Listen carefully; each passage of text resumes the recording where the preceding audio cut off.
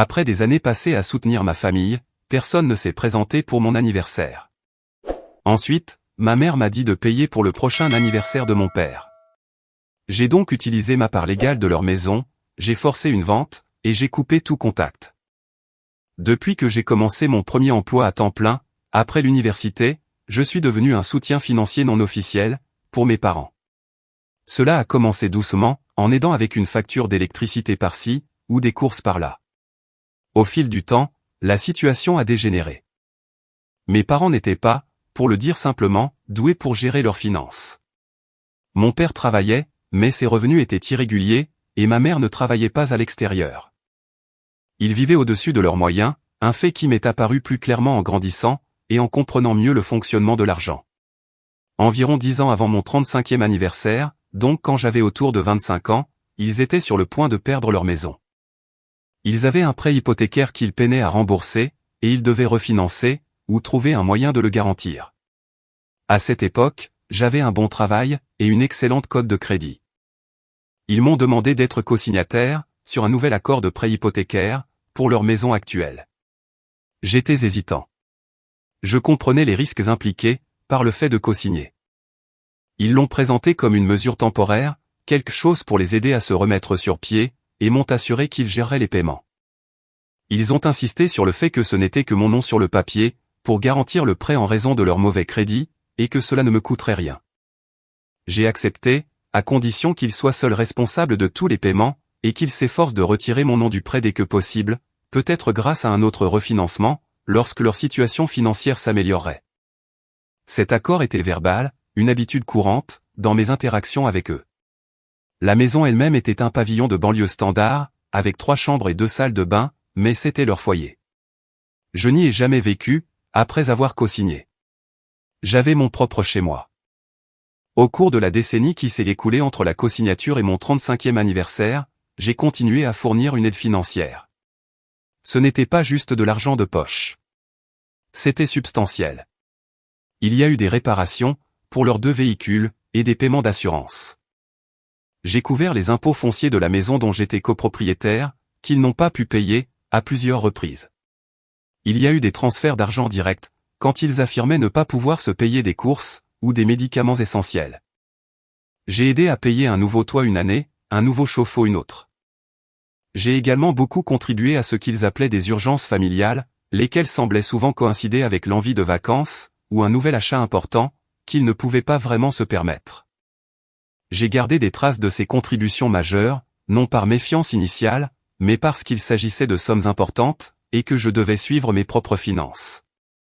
Avec le recul, cela représentait un chiffre considérable, dépassant largement les 6 chiffres.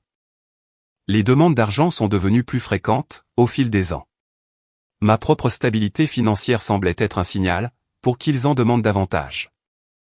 Si j'obtenais une promotion ou une prime, le mot leur parvenait d'une manière ou d'une autre, et peu après, une nouvelle requête apparaissait. J'ai essayé de fixer des limites. J'expliquais que j'avais mes propres objectifs financiers, et mon propre avenir à préparer. Ces tentatives se heurtaient généralement à des déclarations culpabilisantes de ma mère, qui me rappelaient tout ce qu'ils avaient fait pour moi quand j'étais enfant, ou comment la famille devrait se soutenir, de manière inconditionnelle. Mon père restait généralement silencieux, laissant ma mère parler, dans ces situations. Le schéma était qu'on attendait de moi que je donne, mais il y avait peu de réciprocité, en termes de respect pour mon temps, mes efforts, ou les événements de ma propre vie. Mes anniversaires, par exemple, étaient souvent oubliés, ou soulignés par un rapide coup de fil, à la dernière minute.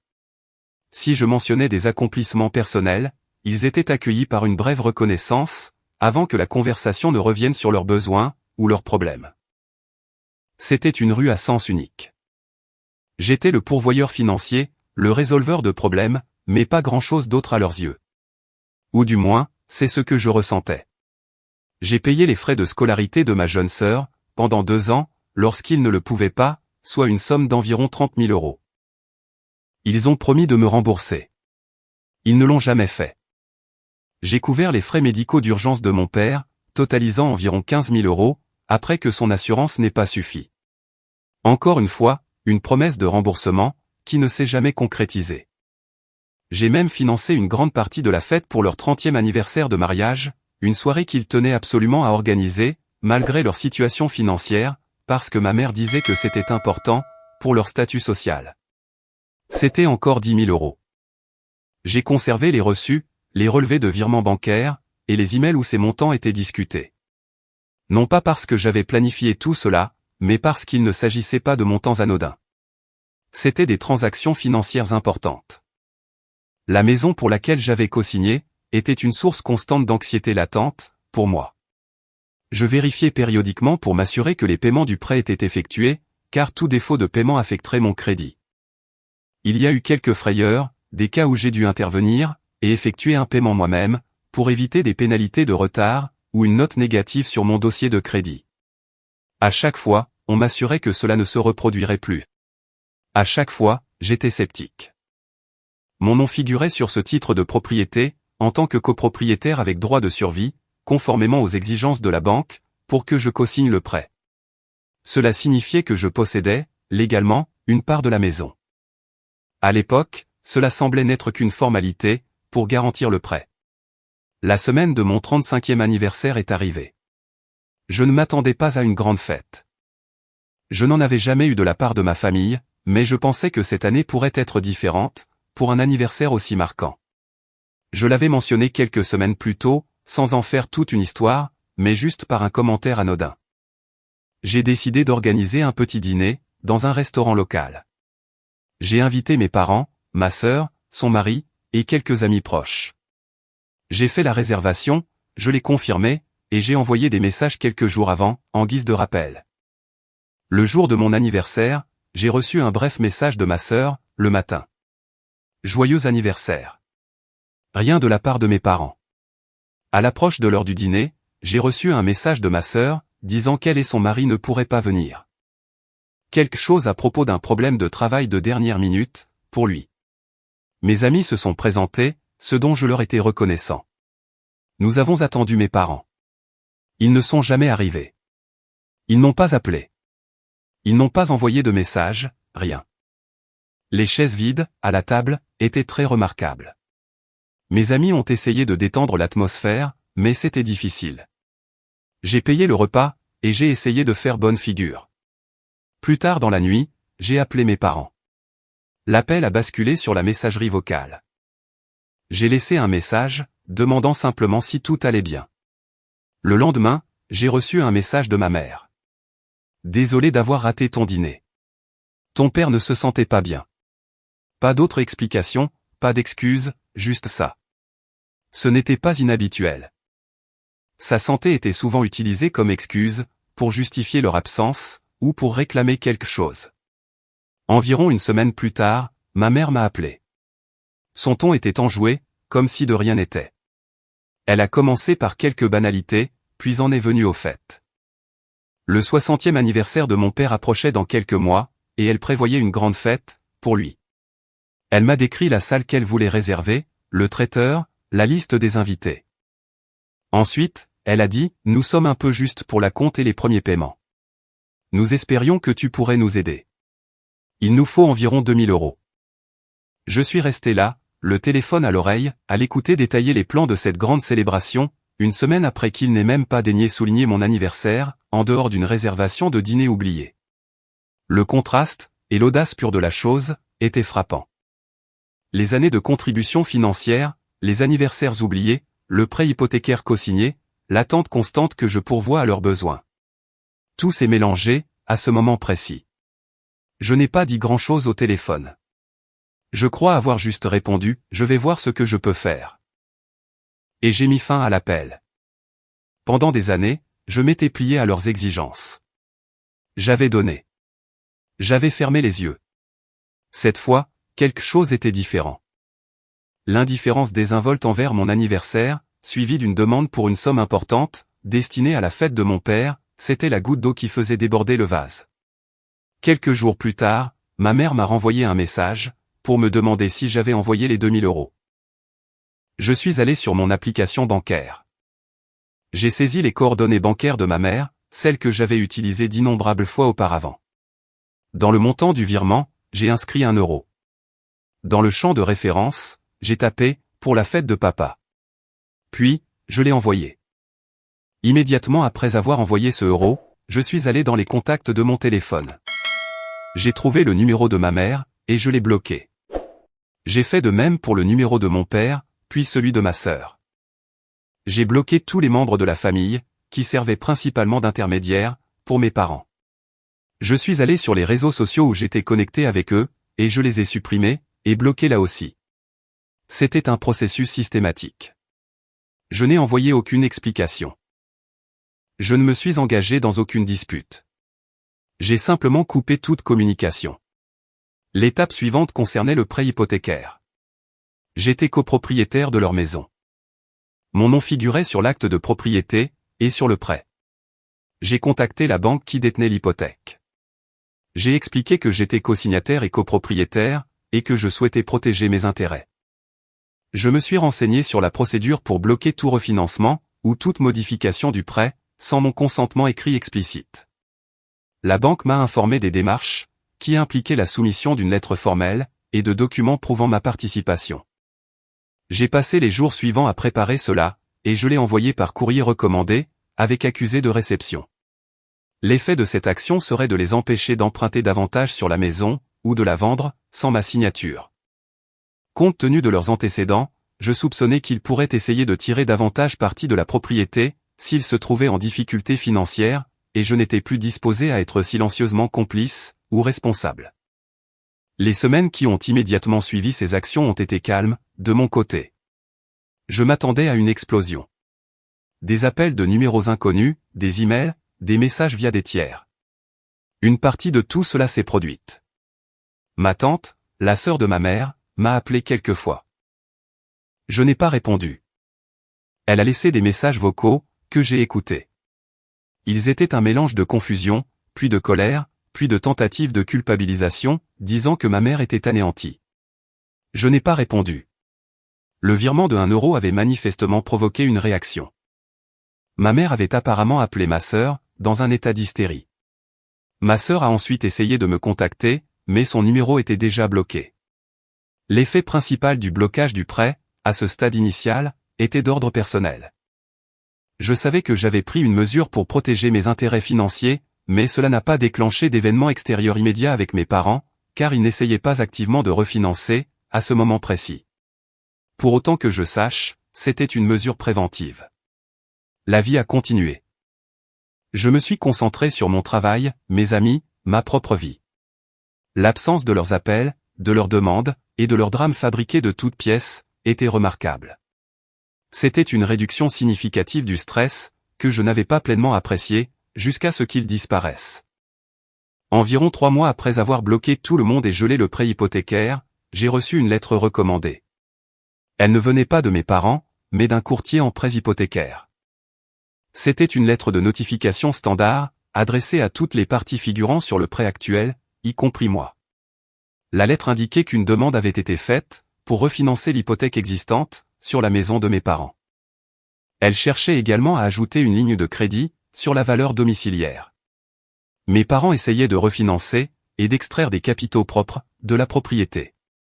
Surtout, les documents indiquaient que ma signature ne figurait apparemment pas sur leur demande initiale à ce courtier, ou qu'ils tentaient de procéder sans mon implication directe. Ils espéraient peut-être que le courtier ne vérifierait pas rigoureusement tous les détails de propriété, ou que ma notification de gel ne s'était pas encore pleinement propagée, dans tous les systèmes. Mon action précédente, consistant à informer formellement le prêteur actuel, et à placer une retenue préventive, avait probablement signalé cette nouvelle tentative, ou bien, le courtier effectuait une vérification diligente, qui a révélé ma part. Et ma communication antérieure avec la banque d'origine. La lettre était probablement une exigence légale, visant à garantir que tous les propriétaires enregistrés soient informés d'une telle demande. C'était une indication claire qu'ils essayaient de contourner mon implication, et d'accéder à la valeur d'une propriété dont j'étais copropriétaire, sans mon consentement. Cette valeur existait en partie parce que la propriété avait pris de la valeur au fil des ans, mais aussi parce que j'avais empêché les défauts de paiement, et contribué à son entretien. S'il réussissait, il pourrait grever la propriété de dettes supplémentaires. Des dettes dont je serais partiellement responsable, s'il faisait à nouveau défaut, et qui diminueraient toute valeur nette réelle que je détenais. Donc, voilà où j'en suis. Ils ont essayé de faire les choses dans mon dos, pour refinancer une propriété dont je suis copropriétaire. Tout cela après des années d'exploitation financière, qui ont culminé avec l'incident de mon anniversaire, et leur demande de plus d'argent. Mes premières actions ont été de couper le contact, et de sécuriser le prêt hypothécaire contre des modifications unilatérales. Maintenant, ils m'ont forcé la main davantage. J'ai une part légale dans cette maison. J'ai également des preuves de sommes d'argent substantielles qu'ils me doivent, et que je considérais auparavant comme des causes perdues. Compte tenu de leur dernière action, je réfléchis à mes options. Que devrais-je faire? Suis-je justifié à prendre des mesures plus agressives, pour récupérer ce qui m'appartient, et me retirer entièrement de cette situation? Même si cela implique des conséquences importantes pour eux, je ne cherche pas de réconciliation. Je cherche un moyen de finaliser cette séparation de ma vie avec la leur, tout particulièrement sur le plan financier. Cela fait environ 4 semaines, depuis mon premier message. Je veux commencer par remercier les avis que j'ai reçus. De nombreux commentaires et messages privés faisaient écho à des sentiments similaires, concernant la situation. Le consensus général était que les actions de mes parents avaient effectivement dépassé les bornes, et que j'étais justifié à prendre des mesures pour protéger mes intérêts financiers. Plusieurs questions se sont posées concernant les détails de la situation, que je vais clarifier maintenant, car elles étaient pertinentes, pour mon processus de prise de décision. Lorsque j'ai co-signé le prêt hypothécaire, 10 ans avant mon 35e anniversaire, j'ai été ajouté au titre de propriété de la maison, en tant que copropriétaire avec droit de survie. C'était une exigence du prêteur, car j'assumais l'obligation hypothécaire. Cela signifiait que je n'étais pas seulement un garant. J'étais un copropriétaire légal du bien. À l'époque, j'avais 25 ans. Et même si je comprenais que cela me donnait une participation, mon objectif principal, alors, était simplement de les aider à éviter de perdre leur maison. Mes parents avaient insisté sur le fait qu'il s'agissait juste d'une signature pour les aider, et nous n'avons jamais discuté en profondeur des implications de la copropriété, comme la manière dont une future vente ou un rachat fonctionnerait. C'était un oubli important de ma part, motivé par ma jeunesse, et par mon désir de les aider. Beaucoup ont demandé le détail des 200 000 euros. J'ai passé en revue mes dossiers financiers de manière méticuleuse. Les 200 000 euros sont une estimation approximative, mais prudente. Les éléments principaux incluent environ 45 000 euros de virements directs sur leur compte bancaire, sur une période d'environ 10 à 12 ans, généralement pour des factures impayées, ou des dépenses imprévues. Il s'agissait généralement de sommes allant de 300 à 1 000 euros à la fois. 30 000 euros pour les frais universitaires de ma sœur, qu'ils avaient accepté de rembourser. 15 000 euros pour les frais médicaux non remboursés de mon père, à la suite d'une opération. 10 000 euros pour la fête de leur 30e anniversaire de mariage. Environ 25 000 euros en taxes foncières, et en paiement d'assurance habitation que j'ai effectué pour leur maison, au fil des ans, quand ils affirmaient ne pas pouvoir se le permettre. C'était pour protéger le bien immobilier, et ma cote de crédit liée au prêt. Environ 20 000 euros pour des réparations majeures de la maison, 12 000 euros pour le remplacement du toit, et 8 000 euros pour un nouveau système de climatisation et un chauffe-eau. Les dépenses liées aux voitures, je les estime à environ 18 000 euros. Cela inclut le remboursement d'un prêt sur la voiture de ma mère, 7 000 euros, plus de nombreuses occasions où j'ai couvert des factures de réparation coûteuses, ainsi que l'assurance de leurs 2 véhicules, des prêts divers, et diverses aides. Le reste comprend des prêts plus modestes, pour des choses comme le remplacement d'appareils électroménagers, l'aide à la consolidation de dettes qu'ils avaient demandées, et d'autres crises financières ponctuelles, qui n'ont jamais été remboursées.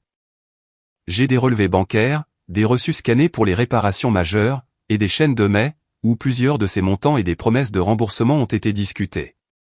Comme je l'ai mentionné précédemment, j'ai reçu une lettre recommandée d'un courtier en prêts hypothécaires.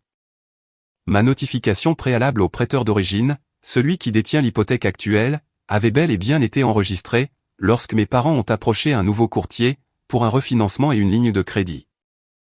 La recherche de titres effectuée par ce nouveau courtier aurait révélé mon nom, en tant que copropriétaire. La procédure standard exige alors que tous les propriétaires légaux soient informés, et consentent aux nouveaux privilèges, ou aux modifications de l'hypothèque. La lettre que j'ai reçue était probablement le résultat de la diligence raisonnable du nouveau courtier, ou d'une notification déclenchée par le système du prêteur d'origine, en raison de mes mesures de protection antérieures. Il était clair qu'ils avaient entamé ce processus, sans m'en parler au préalable. La lecture des commentaires a confirmé ma propre évaluation. La tentative de mes parents de refinancer sans mon consentement était un grave abus de confiance, et une menace directe pour mes intérêts financiers dans la propriété. Il ne s'agissait pas seulement d'argent. Il s'agissait de ce schéma continu de complaisance, et de mépris envers moi, en tant qu'individu avec ses propres droits, et son propre bien-être financier. Les conseils que j'ai reçus, associés à ma propre détermination, m'ont amené à la conclusion que des mesures passives n'étaient plus suffisantes.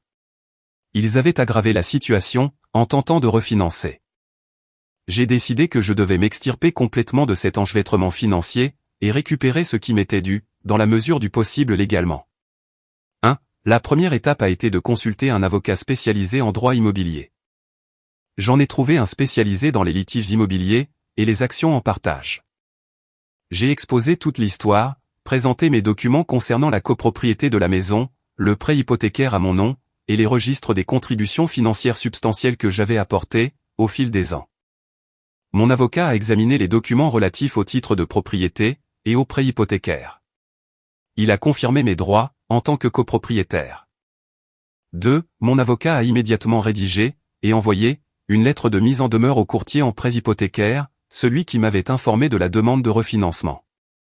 Cette lettre déclarait formellement ma copropriété, le fait que je ne consentais à aucun refinancement ou privilège supplémentaire sur la propriété, et que toute tentative de procéder sans mon consentement écrit explicite, ferait l'objet de poursuites judiciaires.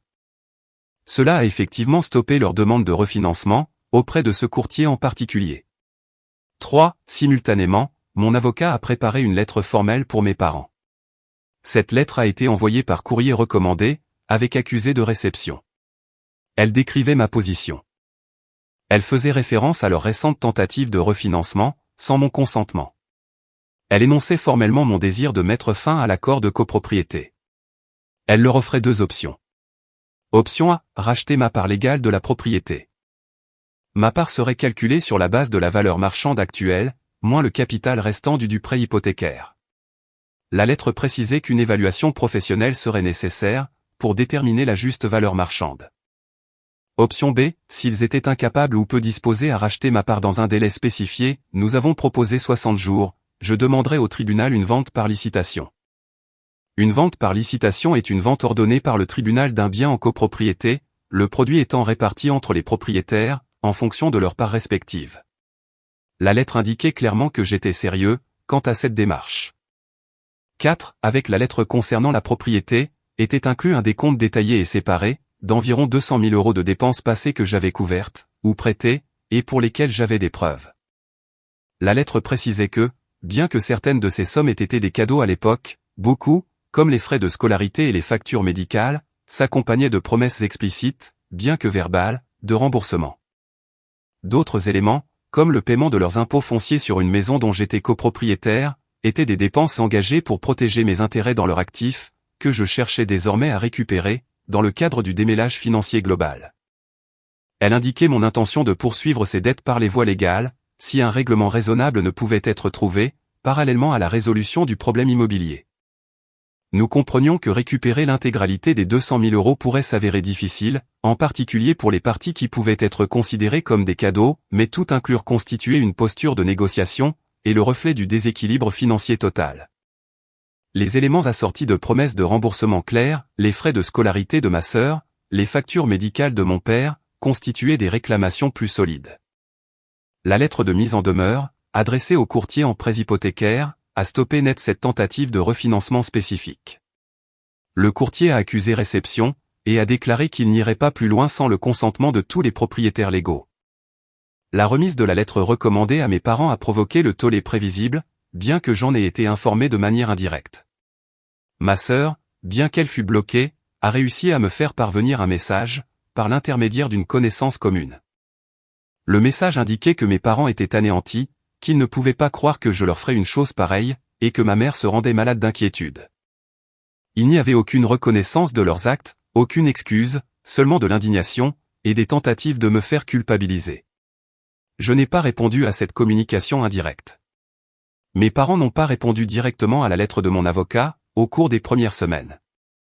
Mon avocat m'a prévenu que ce n'était pas inhabituel, et que la prochaine étape, s'il continuait d'ignorer la mise en demeure, serait de déposer une action en partage au tribunal. Mise à jour numéro 2. cela fait environ 9 mois depuis ma première mise à jour, et près d'1 an depuis mon message original, décrivant l'incident de mon anniversaire, ainsi que mes actions initiales. Le processus qui a suivi l'envoi des lettres de mon avocat a été long, et comme on s'y attendait, pas très amical. À l'issue du délai initial de 60 jours accordé dans la lettre de mon avocat, pour que mes parents répondent à la demande de rachat ou de vente, ils ont fini par réagir, non pas directement, mais par l'intermédiaire d'un avocat qu'ils avaient engagé. La première réponse de leur avocat fut une tentative de minimiser mes réclamations. Ils ont fait valoir que bon nombre de mes contributions financières étaient des cadeaux, que mon nom ne figurait sur le prêt hypothécaire qu'à titre de simple facilitateur, et que forcer la vente de leur maison était une action agressive et inutile. Ils ont fait une offre dérisoire pour racheter ma part, un montant qui était nettement inférieur, même à une estimation prudente de sa valeur, basée sur les évaluations immobilières locales. De plus, cette offre n'abordait pas du tout la réclamation distincte de la dette de 200 000 €. Mon avocat et moi-même avons rejeté leur offre. Nous avions déjà commandé une évaluation indépendante de la propriété, qu'il estimait à 450 000 €. Le capital restant du prêt hypothécaire s'élevait à environ 150 000 €. Ma moitié légale de la valeur nette était donc d'environ 450 000 € moins 150 000 €, divisé par 2, soit 150 000 €. Leur offre était de 50 000 €. Les négociations, par l'intermédiaire de nos avocats respectifs, ont fait des allers-retours pendant plusieurs semaines. Elles n'ont rien donné. Du côté de mes parents, on semblait peu disposé à accepter la réalité de ma copropriété légale, et la valeur marchande réelle de la propriété. Ils ont également refusé tout net de discuter des 200 000 € de dettes passées. Leur avocat affirmant qu'il s'agissait de réclamations inapplicables, fondées sur la bonne volonté familiale. Si c'était sans doute le cas pour une partie de cette somme, d'autres éléments, comme les fonds pour l'éducation de ma sœur et d'importants montants spécifiques présentés comme des prêts, étaient bien mieux documentés. Face à cette impasse, mon avocat a procédé comme prévu, et a déposé une requête de vente par licitation auprès du tribunal. Cette action en justice demande formellement à un juge d'ordonner la vente de la propriété, et la distribution équitable du produit entre les copropriétaires. Le dépôt de cette requête a semblé aggraver les choses, de leur point de vue. La procédure judiciaire, pour une vente par licitation, n'est pas rapide. Il y a eu des dépôts de dossiers, des réponses, et finalement, une date d'audience a été fixée.